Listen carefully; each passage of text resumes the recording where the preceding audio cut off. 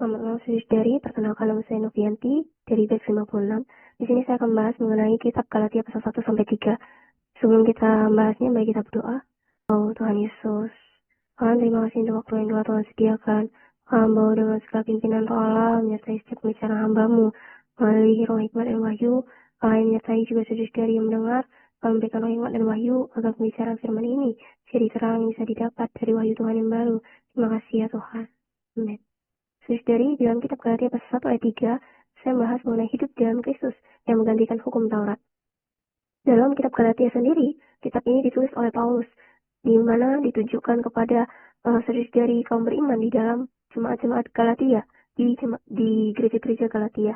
Dalam poin yang pertama, saya mengambil bahwa hidup dalam Kristus ialah hidup berdasarkan iman melalui percaya kepada Kristus Yesus.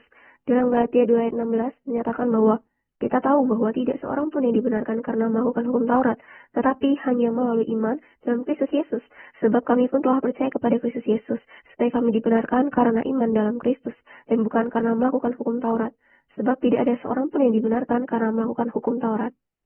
Saudari, melalui ayat ini sudah jelas bahwa dikatakan tidak seorang pun yang dibenarkan karena melakukan hukum Taurat, tetapi hanya melalui iman sajalah dalam Kristus Yesus ini bahwa kita bisa dibenarkan. Bahwa ditekankan lagi sekali di dalam frase terakhir bahwa tidak ada seorang pun yang dibenarkan karena melakukan hukum Taurat. Si Tuhan bahwa dikatakan di sini hidup dalam Kristus itu sendiri bahwa kita hidup berdasarkan iman, percaya pada Kristus Yesus menjadi satu kesatuan sehingga kita dapat dibenarkan. Saudari, kita dapat melihat lagi bahwa iman, apa itu iman? Iman adalah ialah melalui Injil Kristus yang diberitakan kepada mereka. Mereka di sini ialah kita, orang-orang yang percaya, segenap kaum beriman, dapat menerima pengampunan dosa, yaitu pada sisi aspek negatif, serta diperdamaikan dengan Allah. Diperkenan ialah pembenaran. Jadi bukan hanya diperdamaikan, melainkan kita juga diperkenankan bahwa kita dibenarkan. Inilah aspek positif. Kita dapat melihat saudari di dalam Kisah Para Rasul di pasal yang ke-13, Kisah Para Rasul pasal 13 ayat yang 38 dan 39, kita buka bahwa dikatakan, jadi ketahuilah saudara, oleh karena dialah maka diberitakan kepada kamu pengampunan dosa. Oleh hukum Musa kamu tidak dapat dibenarkan. Saudari, di ayat 39 juga mengatakan, sedangkan di dalam dia setiap orang yang percaya dibenarkan. Mengenai ayat ini sendiri sudah jelas saudari, dikatakan bahwa hanya oleh karena dialah kita menerima pengampunan dosa itu. Hukum Taurat atau hukum Musa itu sendiri pun tidak dapat membenarkan kita. Hanya di dalam dia setiap kita orang yang percaya dapat dibenarkan. Saudari, hanya melalui iman lah bahwa kita bisa dibenarkan kepada Allah. Melalui pembenaran ini, pembenaran itu tidak bukan perkara mengenai bagaimana kita melakukan hukum Taurat. Sebab dilihat lagi bahwa hukum Taurat ini adalah mengacu kepada ada istiadat, tradisi, khususnya pada orang-orang Yahudi mengenai tata cara keagamaan mereka yang dibuat sendiri oleh mereka, oleh manusia. Kita melihat di dalam Galatia pasal 2 ayat 19 dikatakan, sebab aku telah mati oleh hukum Taurat, untuk hukum Taurat, supaya aku hidup untuk Allah. Aku telah disalibkan dengan Kristus. Saudari, di dalam ayat ini pun sudah jelas mengatakan bahwa hukum Taurat itu telah mati, bahwa Paulus sendiri pun telah disalibkan melalui Kristus, dan bahwa dia hidup untuk Allah. Dalam pasal 1 ayat 14 juga dikatakan, di dalam agama Yahudi pun, aku jauh lebih maju dari banyak teman yang sebaya dengan aku di antara bangsaku, sebab orang yang sangat rajin memelihara adat istiadat nenek moyangku. Jadi dalam agama Paulus sendiri, dalam bangsa Yahudi, agama Yahudi, menunjukkan bahwa ia seorang yang taat, amat sangat taat. Saudari, bahkan ia menjadi satu contoh bahwa dia lebih maju daripada teman sebayanya, bahkan di antara sebangsanya. Saudari, bahwa ia pun sangat rajin dan taat memelihara adat istiadat dan nenek moyangnya sendiri di antara kaum sebangsanya. Saudari melihat bagaimana tata cara hidup orang Yahudi ini, ialah tidak makan atau bersekutu dengan orang bukan Yahudi. Lihat dalam Galatia pasal 2 ayat 11 sampai 14. Sini saya langsung pada poin ayat yang ke-12 bahwa ketika Petrus sendiri, itu Kefas datang ke Antioquia, ia makan bersama orang-orang yang tak bersunat atau orang-orang bukan Yahudi. Tapi pada saat ketika kalangan Paulus ini datang, ia mengundurkan diri, menjauhi mereka karena takut terhadap saudara yang bersunat.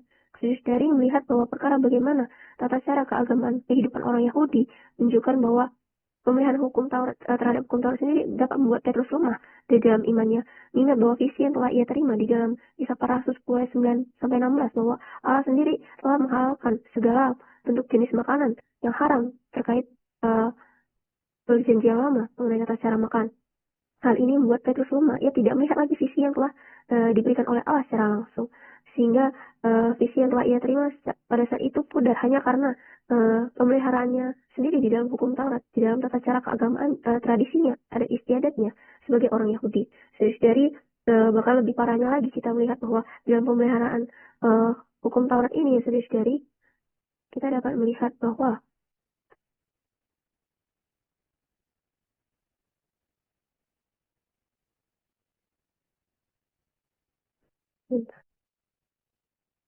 saudari, saya lanjut kembali di dalam tata cara keagamaan atau adat istiadat yang dipelihara oleh Petrus sendiri di dalam hukum Taurat menunjukkan bahwa di ayat 13 dikatakan orang-orang Yahudi yang lain pun turut berlaku munafik dengan dia, sehingga Barnabas sendiri turut terserat oleh kemunafikan mereka.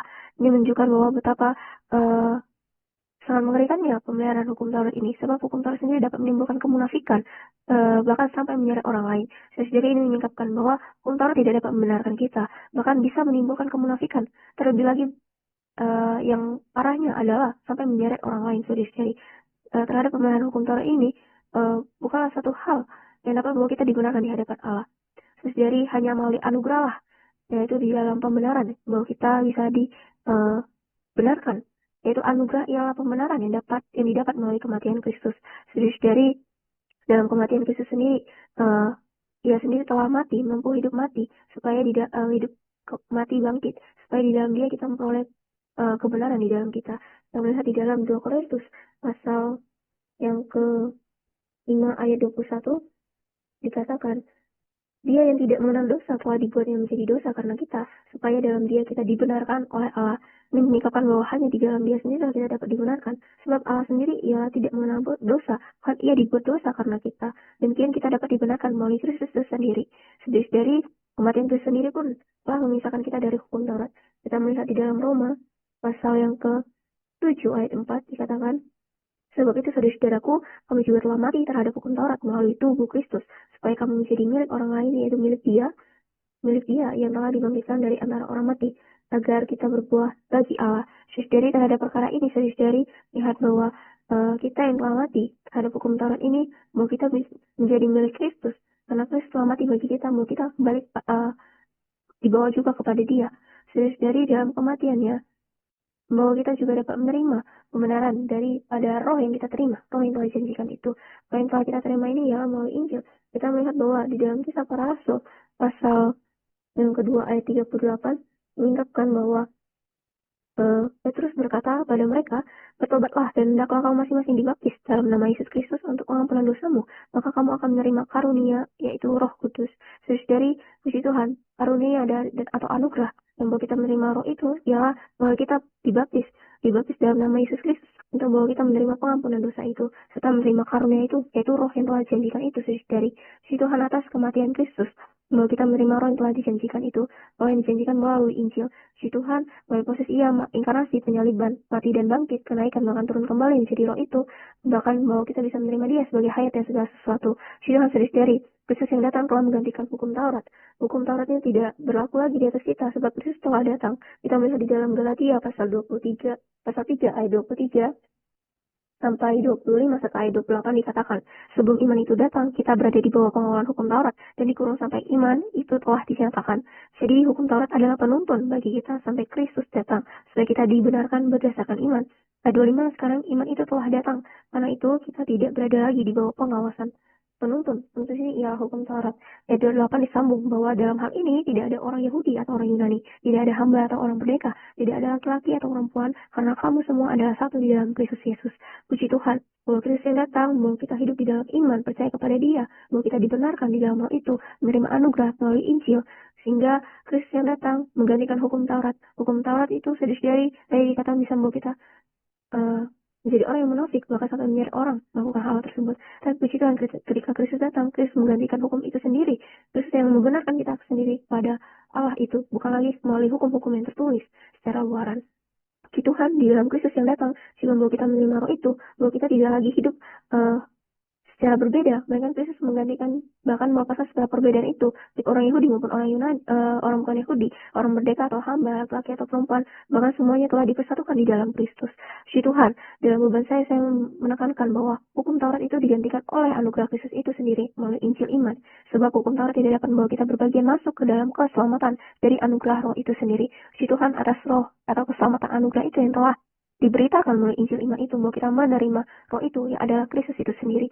Puji Tuhan, di dalam kitab Galatia ini menunjukkan teladan bahwa Paulus sendiri yang adalah orang Yahudi yang menunjukkan seorang yang taat atau hidup di bawah hukum Taurat. Tapi ketika ia sendiri melihat anugerah itu, ia berbagian dalam Injil Allah, yang melihat satu visi keselamatan dari Allah itu sendiri, yang bahwa ia sendiri tidak memandang perbedaan antara orang Yahudi atau orang bukan Yahudi. Demikianlah hidup yang ia jalani telah berdasarkan Kristus oleh iman dalam Anak Allah. Saudara-saudari, dalam penerapan atau aplikasinya sendiri, dalam kehidupan kita sehari-hari tentunya, terkadang ya kita masih sering memelihara ada istiadat sebagai satu tradisi yang melambangkan hukum Taurat itu sendiri, aturan demi aturan, bahkan secara luaran, bahwa kita dipengaruhi oleh hukum yang tertulis itu. Tapi ketika bahwa kita tidak melihat lagi bahwa ketika kita sudah dibaptis, harusnya ketika kita menerima Injil anugerah itu, ya seharusnya tidak lagi hidup berdasarkan hal-hal luaran tersebut, melainkan Kristus yang sudah menjadi Roh itu di dalam kita, tinggal mengatur dan mengendalikan kita. Contohnya di dalam hidup gereja kita hari ini, saudara-saudari, kita dapat melihat bahwa hukum Taurat ini seharusnya sudah ternyatakan tidak ada lagi ras, suku, warna kulit atau latar belakang yang dapat membawa kita memandang hal-hal tersebut. Demikian ketika kita bersidang, sudah lagi tidak memandang orang A layak atau orang B tidak layak saat bersidang, ya. Demikian ya saudara, kita juga bahkan tidak melihat cara bersidang secara liturgi, sebab Kristus sendiri yang telah menjadi Roh itu telah menggantikan hukum Taurat secara luaran melalui pergerakan Roh itu, pergerakan Kristus yang tinggal di dalam kita, bagaimana Roh itu memimpin bahwa kita bisa hidup di dalam penukuhan beribadah kita. Demikian saudara menunjukkan bahwa dalam kehidupan kita sebagai orang Kristen tidaklah bergantung pada tata cara keagamaan yang mematikan, melainkan Kristus yang sudah melakukan banyak proses baik kehidupan ya dalam inkarnasi, mati, bangkit, tersalib hingga tinggal di dalam kita menjadi Roh itu. Hukum Taurat itu seharusnya tidak berlaku lagi dalam mengatur benar salahnya baik kurangnya kita, sebab Kristus yang telah menggenapi hukum Taurat itu sendiri melalui jalan anugerah Injil, melalui iman yang kita terima. Puji Tuhan saudari, di dalam pengalaman khususnya dalam penumpang hidup gereja saya, saudari, khususnya ketika saya sudah dibaptis, menerima Injil anugerah itu sendiri merupakan satu sukacita yang dalam bagi saya, dikarenakan saya sendiri sebagai seorang yang punya background sebagai latar belakang keluarga Cina, banyak hal peraturan di luar yang mengatur bahkan mengendalikan saya harus begini, harus begitu, baik terhadap keluarga saya dan terlebih lagi tentunya terhadap orang lain. Ada etika secara luar yang membuat saya hidup dikendalikan oleh hal tersebut, nilai moral yang secara luar itu tertulis di dalam saya. Tapi puji Tuhan, melalui Injil anugerah yang telah mencapai saya, membuat saya menerima keselamatan itu sendiri, membuat saya dikendalikan bukan lagi berdasarkan hukum Taurat, melainkan melalui iman di dalam Kristus Yesus Kristus putranya. Puji Tuhan, hukum Taurat ini terlepas seketika. Karena itu dalam ada istiadat hukum Taurat ini sendiri, moral maupun budaya yang tertulis semata telah dilenyapkan, telah digantikan melalui Roh itu yang mengendalikan hidup di dalam saya. Dari terkadang juga di dalam pengalaman saya pribadi melakukan satu kesalahan, hal tersebut bahwa saya dapat mengalami bagaimana Kristus itu hidup di dalam saya, menggantikan hukum Taurat yang tertulis secara luaran. Rasa bersalah ada di dalam saya, damai sejahtera itu terganggu juga ada di dalam saya. Ini menunjukkan bahwa Kristus itu sendiri yang membenarkan saya, menunjukkan bahwa terhadap perkara-perkara kecil tersebut tidaklah benar. Bahkan seringkali dalam emosi ketika saya merasa marah, kecewa, sedih, bahkan hal-hal lainnya, bahwa saya merasa kecil, bahkan mungkin saya bisa saja di dalam perkataan saya menyandung orang lain, perkataan saya dilakukan secara tidak terkendali, secara spontan, dapat melukai perasaan orang lain, buat orang lain tersandung. Ya, terhadap perkara ini saudari, menunjukkan bahwa hukum di luaran tidak lagi mengatur saya, melainkan Kristus yang hidup dalam Roh itu yang mengendalikan saya, membenarkan saya. Ketika saya salah, saya ada perasaan di dalam bahwa saya bisa mengaku dosa di hadapan Allah. Dia yang secara langsung memberitahu saya bahwa saya salah, saudari, bukan melalui hukum Taurat yang membenarkan saya, memberitahu saya bahwa saya salah. Demikian juga hidup kita di dalam iman, melalui anugerah yang kita terima sudah menjadi unggul, hidup di dalam kita, Roh itu tinggal di dalam kita. Yang kata lain, Kristus sendiri yang menjadi hidup dan yang menghidupkan, menggantikan segala jenis dan bentuk hukum, baik segala tradisi, ada istiadat yang mengatur kita secara luar. Puji Tuhan. Mari kita berdoa saudari. Oh Tuhan Yesus, Tuhan terima kasih atas kitab Galatia 1-3, bahwa kami melihat bahwa dalam Hukum Taurat telah digantikan melalui datangnya Kristus. Oleh iman Injil yang diberitakan, bahwa kami percaya ke dalam Kristus Yesus, Putramu, Allah yang hidup. Tuhan Yesus, bahwa kami juga melihat hari ini dalam segala tata cara keagamaan, ada istiadat dan yang lainnya, bahwa kami tidak lagi dikendalikan oleh itu, tentang roh itu yang sudah berhuni bertata di dalam kami yang mengendalikannya. Tuhan, sertai kehidupan kami hari demi hari, bagaimana roh itu bekerja, mengendalikan kehidupan kami. Hari ini dalam roh itu sudah menggantikan segala jenis hukum Taurat secara luarat. Roh itu yang membenarkan kami. Terima kasih ya Tuhan. Demikian presentasi saya malam hari ini. Tuhan Yesus memberkati.